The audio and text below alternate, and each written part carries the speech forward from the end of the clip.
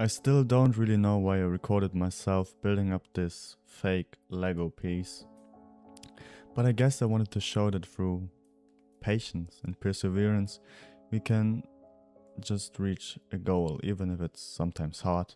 And to show you this a bit more and to illustrate while I'm building up this flower pot, I've chosen a story from Tolstoi, and it's called God Sees the Truth but Does Not Tell It Once. And now I want to read this to you. Enjoy it, relax. Yeah, do not deactivate your mind, but deactivate the surrounding around you. And just listen. God sees the truth but does not tell at once. In the city of Vladimir there lived a young merchant, Aksenov by name. He had 2 shops and a house. Aksenov was a light-complexioned, curly-headed, fine-looking man and a very jolly fellow and good singer. In his youth, Aksenov had drunk much, and when he was drunk, he used to become riotous, but when he married, he gave up drinking, and it now happened very rarely with him. One day, in the summer, Aksenov went to the Nizhny Novgorod fair. As he bade his family goodbye, his wife said to him, "Ivan Dmitrievich, do not start today. I have had a bad dream about you." Aksenov laughed and said, "Are you afraid that I might go on a spree at the fair?" His wife said, "I do not know what I am afraid of, but I had a bad dream. I dreamed that you came to town, and when you took off your cap, I saw that your head was all grey." Aksenov laughed. "That means that I shall make some profit. If I strike a good bargain, you will see me bring you some costly presents." And he bade his family farewell and started. In the middle of his journey he met a merchant whom he knew, and they stopped together in a hostelry for the night. They drank their tea together and lay down to sleep in 2 adjoining rooms. Aksenov did not like to sleep long. He awoke in the middle of the night and, as it was easier to travel when it was cool, wakened his driver and told him to hitch the horses. Then he went to the black hut, paid his bills and went away. When he had gone about 40 versts, he again stopped to feed the horses and rest in the vestibule of a hostelry. At dinner time he came out on the porch and ordered the samovar to be prepared for him. He took out his guitar and began to play. Suddenly a troika with bells drove up the hostelry, and from the cart leaped an officer with 2 soldiers, and he went up to Aksenov and asked him who he was and where he came from. Aksenov told him everything as it was and said, "Would you not like to drink tea with me?" But the officer kept asking him questions. "Where did you stay last night? Were you alone or with a merchant? Did you see the merchant in the morning? Why did you leave so early in the morning?" Aksenov wondered why they asked him about all that. He told them everything as it was and said, "Why do you ask me this? I am not a thief nor a robber. I am traveling on business of my own, and you have nothing to ask me about." Then the officer called the soldiers and said, "I am the chief of the rural police, and I ask you this, because the merchant with whom you passed last night has been found with his throat cut. Show me your things, and you look through them." They entered the house, took his valise and bag, and opened them and began to look through them. Suddenly the chief took a knife out of the bag and cried out, "Whose knife is this?" Aksenov looked and saw that they had taken out a blood-stained knife from his bag, and he was frightened. "How did the blood get on the knife?" Aksenov wanted to answer but could not pronounce a word. I do not know. The knife is not mine."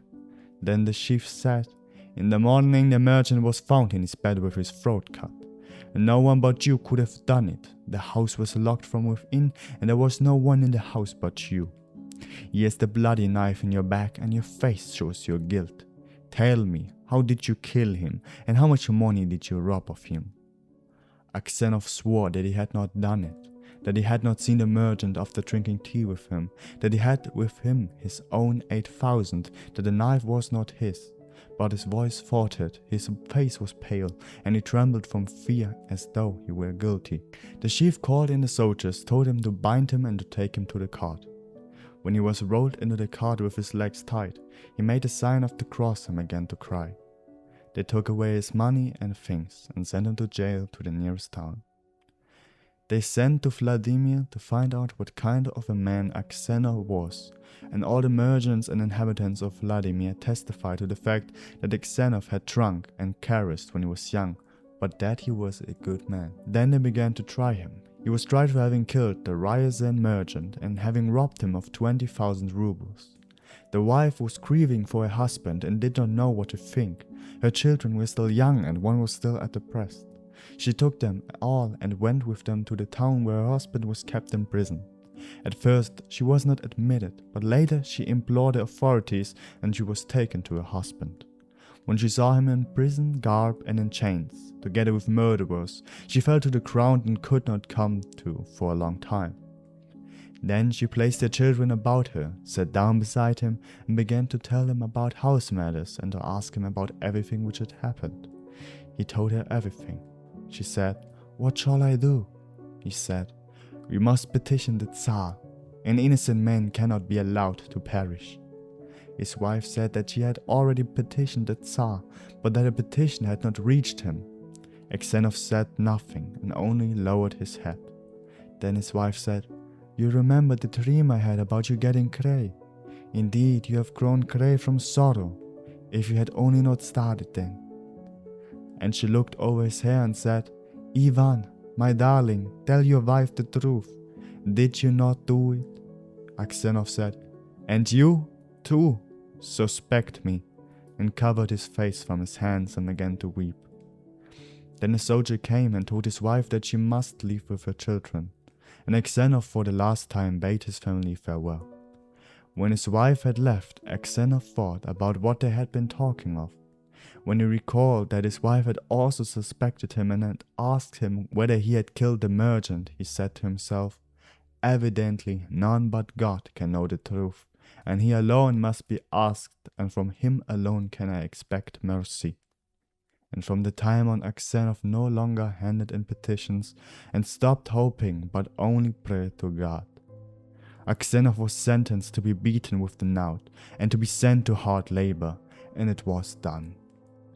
He was beaten with the knout, and later, when the knout sores healed, he was driven with other convicts to Siberia. In Siberia, Aksenov passed 26 years at hard labor. His hair turned white like snow, and his beard grew longer, narrow, and grey.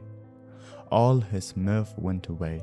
He stooped, began to walk softly, spoke little, never laughed, and frequently prayed to God. In the prison, Aksenov learned to make boots, and with the money which he earned he bought himself the legends of the Holy Martyrs and read them while it was light in the prison. On holidays he went to the prison church and read the epistles and sang in the choir. His voice was still good. The authorities were fond of Aksenov for his gentleness, and his prison comrades respected him and called him grandfather and God's man. When there were any requests to be made of the authorities, his comrades always sent him to speak for them, and when the convicts had any disputes between themselves, they came to Aksenov to settle them. No one wrote Aksenov letters from his home, and he did not know whether his wife and children were alive or not. Once they brought some new prisoners to the prison. In the evening, the old prisoners gathered around the new man and asked them from what town they came or from what village and for what acts they had been sent up. Aksenov, too, sat down on the bed boards near the new prisoners and, lowering his head, listened to what they were saying. One of the new prisoners was a tall, sound-looking old man of about 60 years of age, with a grey clipped beard. He was telling them what he had been sent up for. "Yes, brothers, I have come here for no crime at all. I had unhitched the driver's horse from the sleigh. I was caught. They said, 'You stole it.' And I said I only wanted to get home quickly, for I let the horse go. Besides, the driver is a friend of mine. I am telling you the truth." "No," they said, "you have stolen it." But they did not know what I had been stealing or where I had been stealing. There were crimes for which I ought to have been sent up long ago, but they could not convict me, and now I am here contrary to the law. "You are lying. You have been in Siberia, but you did not make a long visit there." "Where do you come from?" asked one of the prisoners. "I am from the city of Vladimir, a birther of the place. My name is Makar, and by my father Semenovich." Aksenov raised his head and asked, Semenovich, have you not heard them flooding me about the family of merchant Aksenov? Are they alive? Yes, I have heard about them. They are rich merchants, even though their father is in Siberia. He is as much a sinner as I think. And you, grandfather, what are you here for? Aksenov did not like to talk of his misfortune. He sighed and said, For my sins I have passed 26 years at hard labor. Makar Semenovich said, For what sins? Aksenov said, No doubt I deserved it, and did not wish to tell him any more. But the other prison people told the new man how Aksenov had come to be in Siberia. They told him how on the road someone had killed a merchant and had put a knife into his back, and he thus was sentenced though he was innocent. When Makar Semenovich heard that, he looked at Aksenov, clapped his knees with his hands and said, What a marvel! What a marvel! But you have grown old, grandfather. He was asked what he was marveling at and where he had seen Aksenov, but Makar Semenovich made no reply and only said, It is wonderful, boys, but we were fated to meet. And these words made Aksenov think that this man might know something about who had killed the merchant. He said, Semenovich, have you heard before this about the matter, or have you met before? Of course I have heard. The earth is full of rumors that happened a long time ago. I have forgotten what I heard, said Makar Semenovich. Maybe you have heard who killed the merchant, asked Aksenov. Makar Semenovich laughed and said, I suppose he was killed by the man in whose bag the knife was found. Even if somebody stuck the knife into the bag, he was not caught, so he is no thief. And how could the knife have been put in? Was not the bag under your head? You would have heard him. The moment Aksenov heard these words, he thought that was the man who had killed the merchant. He got up and walked away. All that night Aksenov could not fall asleep. He felt sad and had visions. Now he saw his wife such as she had been when she bade him farewell for the last time as he went to the fair. He saw her as though she was alive, and he saw her face and eyes and heard her speak to him and laugh. Then he saw his children such as they had been then, just as little, one of them in a fur coat and the other ones at the breast. And he thought of himself such as he had been then, gay and young. What? What? And he thought of himself such as he had been then, gay and young. He recalled how he had been sitting on the porch of the hostelry where he was arrested and had been playing the guitar, and how light his heart had been then. And he recalled the pillory where he had been whipped, and the executioner and the people all around, and the chains and the prisoners, and his prison life of the last 26 years, and his old age. And such gloom came over him that he felt like laying hands on himself. And all that one account of that evildoer, thought Aksenov, and such a rage fell upon him against Makar Semenovich that he wanted to have his revenge upon him, even if he himself were ruined by it. He said his prayers all night long but could not calm himself. In the daytime he did not walk over to Makar Semenovich and did not look at him. Thus 2 weeks passed. At night Aksenov could not sleep, and he felt so sad that he did not know what to do with himself. Once in the night he walked all over the prison and saw dirt falling from underneath one bed place. He stopped to see what it was. Suddenly Makar Semenovich jumped up from under the bed and looked at Aksenov with a frightened face. Aksenov wanted to pass on so as not to see him, but Makar took him by his arm and told him that he had dug a passage way under the wall, and that he each day carried the dirt away in his boot legs and poured it out in the open, while it took the convicts out of work. He said, "Keep quiet, old man. I will take you out too.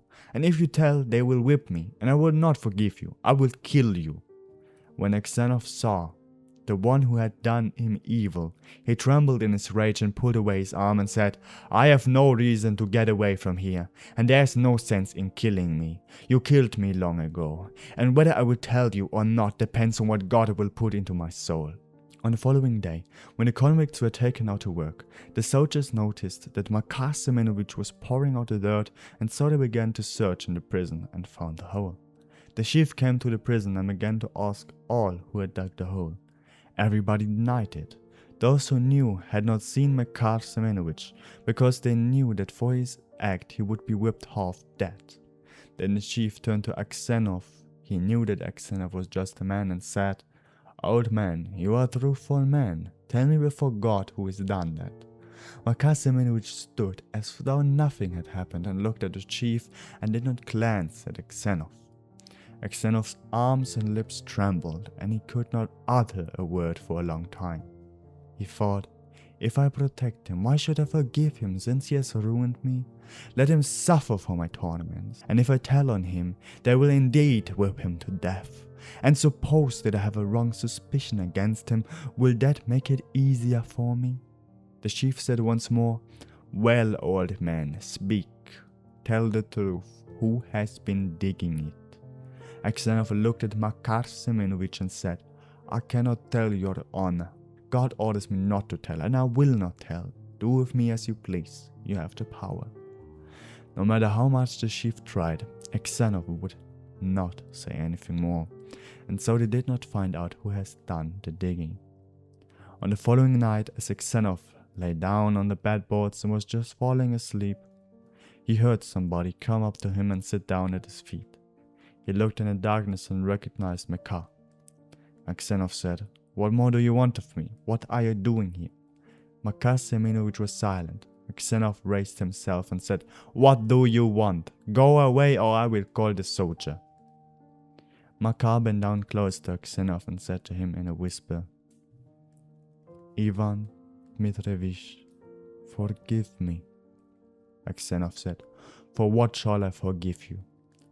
It was I who killed the merchant and put a knife into your back. I wanted to kill you too, but they made a noise in the yard, so I put the knife into your back and climbed through the window. Aksenov was silent and did not know what to say. Makar Semenovic slipped down from the bed, made a low obeisance and said, Ivan Dmitrievich, forgive me for God's sake. I will declare that it was I who killed the merchant. You will be forgiven. You will return home. Aksenov said, it is easy for you to speak so, but see how I have suffered. Where shall I go now? My wife has died. My children have forgotten me. I have no place to go to. Makar Semenovic did not get up from the floor. He struck his head against the earth and said, Ivan Dmitrievich, forgive me. When they whipped me with the knout, I felt better than now that I am looking at you. You pitied me and did not tell on me. Forgive me for Christ's sake. Forgive me, the accursed evildoer. And he burst out into tears. When Aksenov heard Makar Semenovic crying, he began to weep himself and said, God will forgive you. Maybe I am 100 times worse than you. And suddenly a load fell off from his soul, and he no longer pined for his home and did not wish to leave the prison, but only thought of his last hour.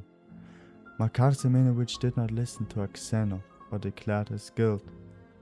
When the decision came for Aksenov to leave, he was dead.